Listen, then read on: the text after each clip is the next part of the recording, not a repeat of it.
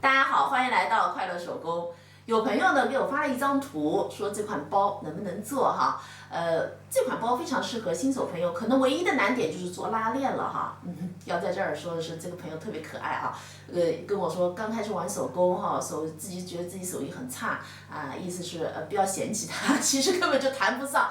谁还不是小白过来的？其实我也是一样哈。我搜集素材，然后去看别的老师的手工的过程。其实我不是也是小白吗？我不是也得学吗？只是自己特别热衷于做手工。那我这一手工就是在那些师傅面前，那啥也不是，我感觉。这块材料呢，长度30厘米，高度呢是24厘米。我们先把这材料的4条边呢熨烫进1厘米，然后呢，我们剪一块布用双面胶我们把它夹在中间，对折，用高温呢把它给压烫。这样子咱们就省得翻了。接下来呢，我们再离这条光边1.5厘米的地方呢，来开一个口子。咱们把剪开的缝缝呢，向一边烫。这个口子，我现在长度是15厘米，这个拉链呢17厘米，我们把它这样搁上去车上这个框。我把拉链口袋呢做在里子上了做好以后，咱们离这条毛边的距离呢是6厘米，那是中间位置这边我还做了一个是插口的。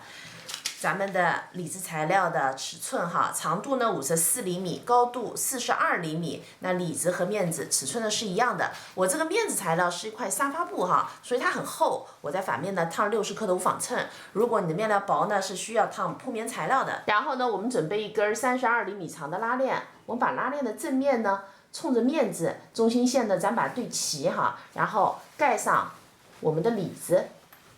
我们把这条边给车上。接下来呢，我们把拉链的这儿毛边和面子的这边呢车在一起。